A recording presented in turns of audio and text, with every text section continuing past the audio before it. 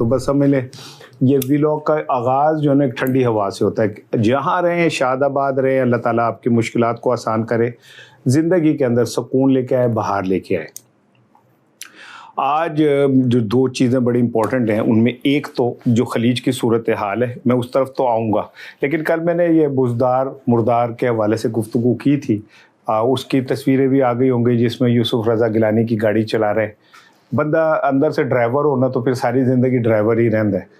سو ان کے کچھ اور بھی کارنامے آج سامنے آئے ہیں. مجھے کوئی دوستوں نے ان کے کارنامے بتائے کہ وہ کیسے عمران خان کی پیٹھ میں چھرا گھونپتے رہے, کیسے عمران خان کے اعتماد کا وہ مذاق اڑاتا رہا, کیسے وہ عمران خان کے اعتماد کے سہارے میں عمران خان کو وہ نقصان پہنچاتا رہا جو عمران خان کو اس کے اپنوں نے کبھی نہیں پہنچایا. بڑا امپورٹنٹ ٹاپک ہے جس پہ میں نے آپ سے بات کرنی ہے. اور تیسری ہے کہ جناب اللہ آپ کا بھلا کرے, فلک جاوید تو باہر آ گئی, لیکن ان سے جڑے ہوئے بہت سارے لوگ جو ہیں وہ پاکستان میں انصاف کی راہ دیکھ رہے ہیں, اور پاکستان کا جو نظام ہے وہ کہاں کھڑا ہے, کیا ہو رہا ہے, کن کن لوگوں کے ساتھ کیا کیا ہونے جا رہا ہے. یہ بڑا میرے لیے ایک امپورٹنٹ ٹاپک ہے. انجینئر محمد علی صاحب پہ بھائی حملہ ہوا ہے. ہم دیکھیں کسی کی جان کے اوپر کے دشمن نہیں ہے.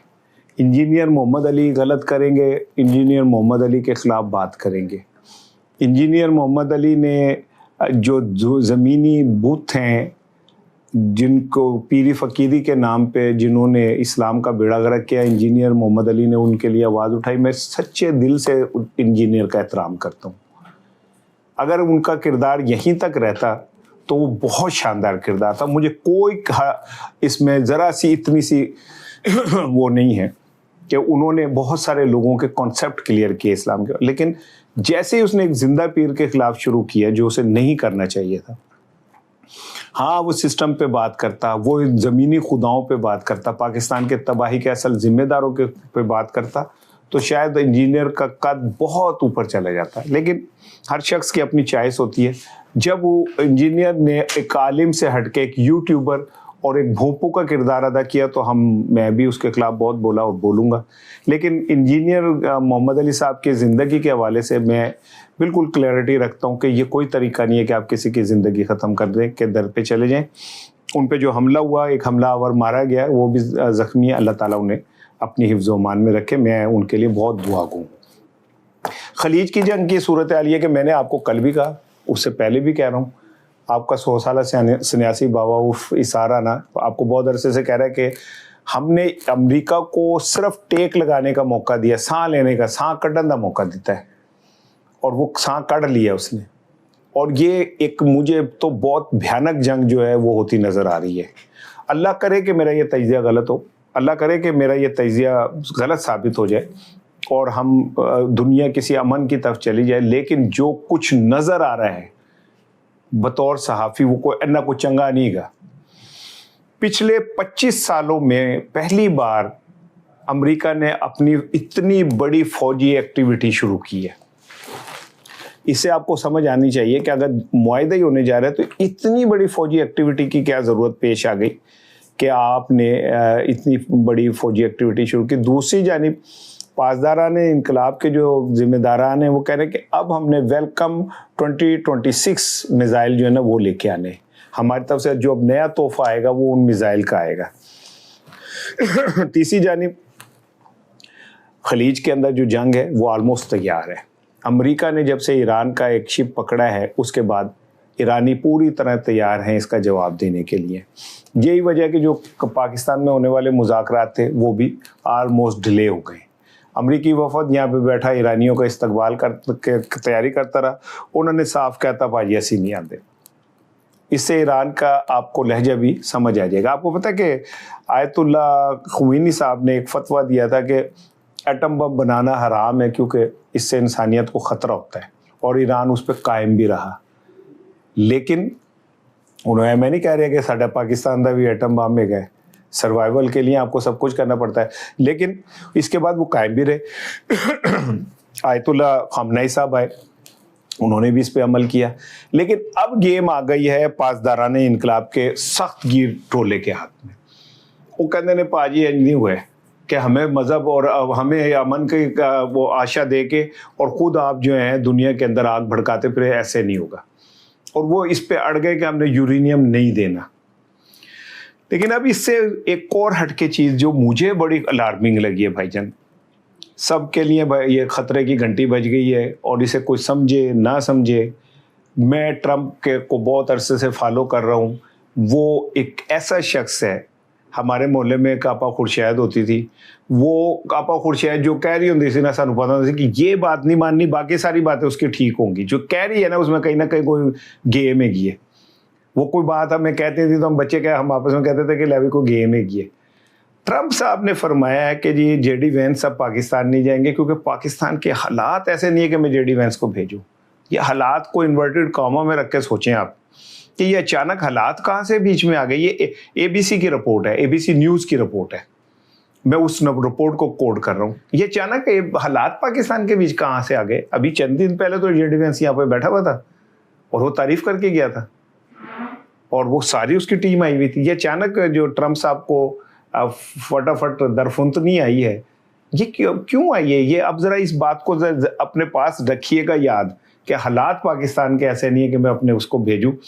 تو ہم نے تو پوری تیاری کی ہوئی تھی، اڈے شڈے بند، ادھروں ادھروں، چڑی پر نہیں مار سکتی، پھر بھی حالات. یہیں سے اب آپ بات کو سمجھیں کہ بھائی جان جب تک سیاسی حالات ٹھیک نہیں ہوں گے پاکستان کے اندر کوئی حالات ٹھیک نہیں ہو سکتے. جب تک سیاسی استحکام نہیں آئے گا دنیا نے نہیں ماننا. دنیا یہ بات مان رہی ہے کہ جناب یہ سیاسی، یہ جو جے ڈی وینس وغیرہ آئے اور یہ حالات ٹھیک رہے، اس کی وجہ یہ تھی کہ پی ٹی آئی نے اپنا جلسہ ملتوی کر دیا تھا. عمران خان نے کہا تھا کوئی احتجاج نہیں کرنا. میں کہنا 2-2.5 بندے پہنچ جاتے جلسہ گائج، رولا پہ جانا تھا نا. اور جناب علی یہ جو لوگ آ رہے تھے یہ تو ویسے اتنے بزدل ہوتے ہیں کہ چڑی پر مارے تھے نا، جناب علی سانس اگ جاندے نے. ٹرمپ صاحب کے اس بات کو ذرا پلے میں باندھ کے رکھیے گا. میری بس ایک بات یاد رکھیے اور سن لیں، جنگ ہوگی، خوفناک جنگ ہوگی، سمندری جنگ ہوگی، اور اس خطے میں ایک نئی جنگ کا آغاز ہو سکتا ہے، اور یہ جنگ بندی ختم ہو سکتی ہے. ایران باب المندب جو ہے وہ بھی بند کر سکتا ہے. اس سے آپ کو حالات سمجھ آ جائیں گے. اچھا جی آ جائیں. میں نے کل بھی آپ کو بزدار صاحب کا بتایا تھا کہ کچھ لوگ ہوتے ہیں احسان فراموش. مجھے نہیں پتا بزدار صاحب اب اس کے اوپر کیا رد عمل دیتے ہیں یا نہیں دیتے. میرا ویلاگ دیکھ رہے ہیں، اگر میری باتیں غلط ہیں تو وہ میں اس کی تردید کرنے کو تیار ہوں، ٹھیک ہے نا. لیکن مجھے ایک تو پی ٹی آئی کے بہت سینئر آفیشیل کہہ رہا ہوں، سینئر آدمی کا فون ہے. میں انہیں جانتا نہیں تھا، مطلب میں ان سے میری کچھ شناسائی تھی لیکن بات چیت نہیں تھی. شناسائی بڑا لیڈر ہوگا تو شناسائی تو ہوگی نا. انہوں نے کہا جی آپ کو پتہ ہے کہ آخری دنوں میں بزدار پوری طرح اسٹیبلشمنٹ کے لیے کام کر رہا تھا. آپ کو پتہ ہے کہ بزدار آخری دنوں میں جتنی عمران خان کے پلاننگ اور اسٹریٹجیز ہوتی تھی وہ آگے پہنچاتا تھا. میں نے کہا سر ایسا ہو نہیں سکتا.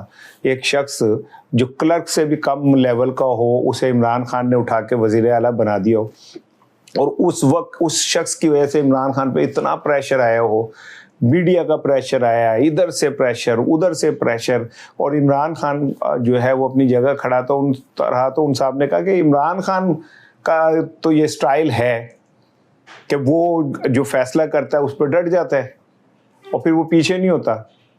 بلکہ یہاں تک کہ کیا کہتے ہیں، ان کی والدہ کا میں کوئی انٹرویو دیکھ رہا تھا تو وہ کہتے ہیں کہ جب ڈاکٹروں نے یہ کہا نا کہ یہ بندہ کرکٹ اب نہیں کھیل سکتا تو مجھے لوگوں نے بتایا تو میں نے کہا کہ یہ ڈاکٹر غلط کہہ رہے ہیں. انہوں نے کہا جی ڈاکٹروں کی رپورٹ ہے وہ یہ کہہ رہے ہیں.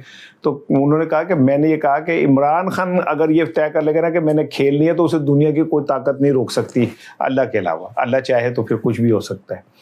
اور پھر اس نے ثابت کر دیا وہ دنیا کی ہسٹری کا واحد عظیم بالر ہے جس نے اپنا پورا ایکشن ہی بدل دیا. کہ عمران خان پہلے آ کے جب بال کرتے تھے تو بگلے کی طرح ایسے ایسے ایسے کر کے ہو رہا ہوتا تھا. پھر اس کے بعد ایک سموتھ رن اپ آیا، سموتھ ایکشن آیا. عمران خان نے آل ٹوگیدر سب کچھ بدل دیا. اور عمران خان کا کہنا ہے کہ مجھے خواب میں وہ ایکشن آیا اور میں نے پھر اسے فالو کیا. اب ایک ایسا شخص جو طے کر لے پھر کر لیتا ہے وہ بزدار کے ساتھ کھڑا ہوا. لیکن کہا یہ جا رہا ہے کہ بزدار کابینہ میں ہونے والے تمام فیصلوں اور خفیہ طور پہ ہونے والے تمام پلاننگز کو آگے پہنچا دیتا تھا. یہی وجہ ہے کہ آخری دنوں میں 9 مئی پہ بزدار کی کہیں پریزنس نظر نہیں آتی. پرویز الہی صاحب جیسے بوڑھے بزرگ آدمی جو ہیں وہ 9 مئی میں ٹنگ گئے. پھر اس کے بعد محمود الرشید، اعجاز چودھری، یاسمین راشد. تو پنجاب کا جو وزیر اعلیٰ تھا اس پہ کیوں نہیں کوئی کیس بنا؟ تو اس سے آپ کو بات سمجھ آ جانی چاہیے کہ بزدار تو بہت پہلے سے جب یہ عمران خان کے خلاف آپریشن شروع ہوا ہے اور جنرل باجوہ نے ان سب کو بلا کے ایک لائن میں کھڑا کر کے کہا کہ چلو بھائی کل سے تیاری کرو عمران خان کے خلاف وہ عدم اعتماد کی. تو اس دن سے بزدار جو تھا وہ کہیں اور ڈیوٹی دے رہا تھا. یہ مجھے جن صاحب نے فون کیا انہوں نے کہا کہ یہ بعد میں عمران خان صاحب کو پتہ چلا. تو میں نے کہا پھر عمران خان صاحب کا کیا رد عمل تھا؟ تو انہوں نے کہا کہ چلیں وہ چھوڑیں کیا رد عمل تھا. لیکن بزدار کی اصل شکل یہ ہے کہ وہ آج سب سے محفوظ، سب سے پوتر. اگر پنجاب کے اندر بفرا گوگی نے ٹرانسفر پوسٹنگ کرائی تھی بزدار سے مل کے، تو بزدار پہ تو ایک بھی پرچہ نہیں بنا. وہ جو چھوٹے چھوٹے 2-3 پرچے بنے تھے اس میں بھی اس کی طلبی نہیں ہوتی. اور بزدار کو تو اسٹیبلشمنٹ اپنا لاڈلا کاکا سمجھتی ہے، جیسے انوار الحق کاکڑ کو، کیونکہ وہی سمجھتے ہیں کہ بزدار نے عمران خان کے خلاف جس طرح کی غداری کی اور جس طرح کا اس نے ایک ڈبل ایجنٹ کا کردار ادا کیا، وہ تو کوئی اور پی ٹی آئی میں اس طرح کر ہی نہیں سکا. یہی وجہ ہے کہ آج بزدار کی ہوا کو کوئی نہیں چھو سکتا.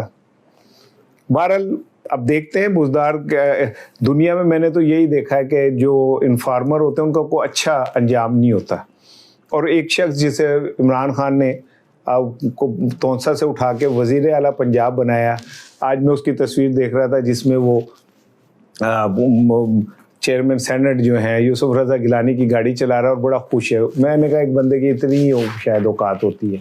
ایک بندہ پولیس افسر جو تھا جو بہت ترقی کر گیا تو اس نے ایک کانسٹیبل کو بلایا. انہوں نے کہا تو میرے تو ایک دفعہ بڑا احسان کیا تھا، میں بھولا نہیں ہوں، تو میں تجھ سے بڑا خوش ہوں. اب جو لاہور میں رہتے ہیں وہ اس بات کو سمجھیں گے کہ ایک تھانے ہیں مشہور، لیکن کچھ تھانے ایسے ہوتے ہیں جہاں بڑا کمائی شمائی بھی ہوتی ہے اور بھی کچھ ہوتا ہے. تو میں تجھ سے بڑا خوش ہوں، تو آج سے میں نے تجھے ایس پی سٹی لگا دی ہے. کانسٹیبل نے سلوٹ مارا تو اس افسر نے کہا کہ ہور دس، کہنا جی میں نے S H O T B بھی لگا دی. ٹی بی تھانہ لاہور کا ایک مشہور تھانہ بازار حسن اس میں آتا ہے. کہتا مجھے S H O T B بھی لگا دے. بہت سارے لوگ ہوتے ہیں جو سی ایم بن جاتے ہیں لیکن ساتھ ان کے اندر کا ڈرائیور جو ہے وہ کبھی ختم نہیں ہوتا. تو میں نہیں کہہ رہا بزدار صاحب کے حوالے سے ایسی کوئی بات کہنا چاہوں، لیکن یہ آپ کے سامنے. اب فلک جاوید صاحبہ کی 6 ماہ بعد ضمانت ہو گئی ہے اور ان کو گرفتار ہوئی تھی فیک ویڈیو کیس میں جو پنجاب کی وزیر اطلاعات عظمہ بخاری صاحبہ نے ان پہ کیا تھا. اور عظمہ جو فلک جاوید نے 6 ماہ سے اس کیس میں گرفتار تھیں، سنوائی نہیں ہو رہی تھی، سماعت نہیں ہو رہی تھی. آخر اللہ اللہ کر کے سماعت ہو گئی ہے اور ان کی ضمانت ہو گئی. اور پی ٹی آئی کے ایک ورکر ہیں شفیق، ان کی بھی 21 ماہ بعد ضمانت ہو گئی. اور یہ رہائی دا میں نے نہیں پتا، رہائی میرے وی لاگ ہونے تک شاید نہیں ہوئی تھی، بعد میں ہوئی ہو تو میں کہہ نہیں سکتا. اسی دوران آپ یہ دیکھیں کہ 9 مئی کے مقدمات میں یاسمین راشد صاحبہ، عمر سرفراز چیمہ، اعجاز چودھری، میاں محمود الرشید، انہوں نے سزاؤں کے خلاف اپیل کی ہے لیکن سماعت نہیں ہو سکی. سماعت کے بغیر کارروائی ملتوی ہو گئی کیونکہ پروسیکیوشن جو تھے اس نے مہلت مانگ لی ہے. یار کتنی مہلت! 9 مئی ہوئے کئی سال ہو گئے، مقدمات بنے ہوئے کئی سال ہو گئے، سزائیں ہوئے کئی مہینے ہو گئے. اس کے بعد پروسیکیوشن کو مزید مہلت چاہیے. اس سے آپ اندازہ کر لیں کہ جو 9 مئی کے ملزمان ہیں ان کے لیے اس سسٹم میں فی الحال کوئی گنجائش موجود نہیں ہے.